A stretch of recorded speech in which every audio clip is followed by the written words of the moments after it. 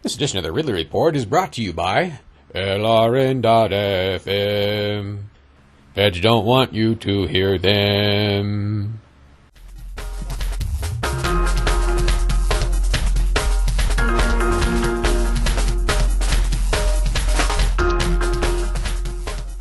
Last week, the House approved another increase in the national debt ceiling. This means the government can borrow $1.9 trillion more to stay afloat and avoid default. It has been little more than a year since the last debt limit increase, and graphs show the debt limit over time show a steep, almost vertical trend. It is not likely to be very long before this new ceiling is met and the government is back on the brink between default and borrowing us further into oblivion. Congressional leaders and the administration acknowledge that the debt limit will need to be increased again next year. They are crossing their fingers that the forecasts are correct, and they will not need another increase sooner, even before the 2010 midterm elections. Continually increasing the debt is one of the logical outcomes of Keynesianism, since more government spending is always their answer. It is claimed that government must not stop spending when the economy is so fragile. Government must act. Yet when times are good, government also increases in size and scope because we can't afford it, it is claimed.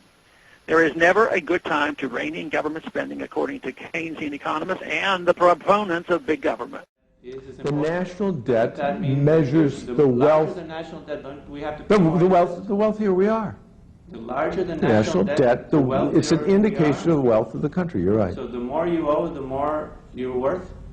In federal account, in national scheme of things, that's quite right. I think this interview's come to an end. Someday, when you shut up and you want to talk about something, let's talk to you. Thank you. No, we're done. Let's talk Get out of here.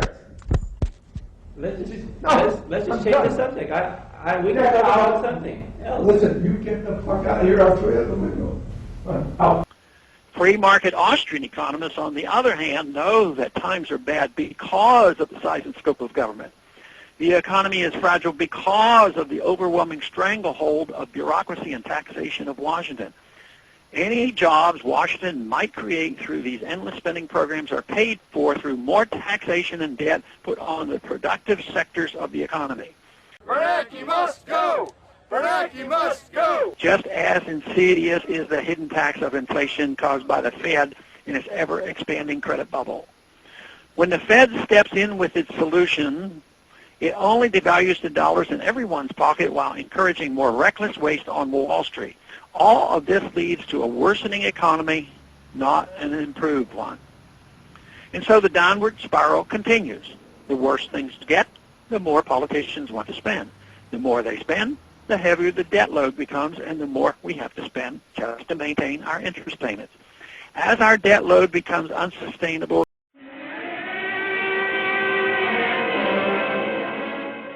the alarm of our creditors increases.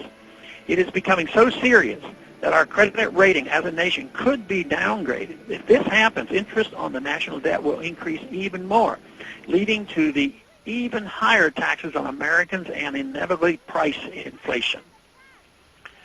Still, Washington is full of talk of more regulations, more taxation, and more spending. The Senate is still struggling to pass a massive regulatory increase on the financial sector, even as the stock market suffers more shockwaves. Pay-as-you-go rules give the appearance of fiscal responsibility, but in truth these rules are only used as a justification to raise taxes. Spending programs like health care reform, increased military spending, and a recent doubling of the destructive foreign aid are viewed by Washington as necessary and reasonable, instead of foolishness that we absolutely cannot afford. The people understand this, which is why there is so much anger directed at politicians. Washington needs to change its thinking and adopt some common sense priorities. The Constitution gives some excellent limitations that would get us back on the right path if we would simply abide by them. The framers of the Constitution understood that only the ingenuity of the American people, free from government interference, could get us through hard times, yet Washington seems bent only on prolonging the agony. LRN.FM, 24 hours of Liberty Radio every day. Now available on satellite too, at sat.lrn.fm. That's what a satellite sounds like. Put it on your unlicensed station. Wear it in your hair. But above all, don't despair. The Liberty message is getting out. And right now, you're missing it. Or maybe you're not. But skip on over to LRN.FM. Feds don't want you to hear them.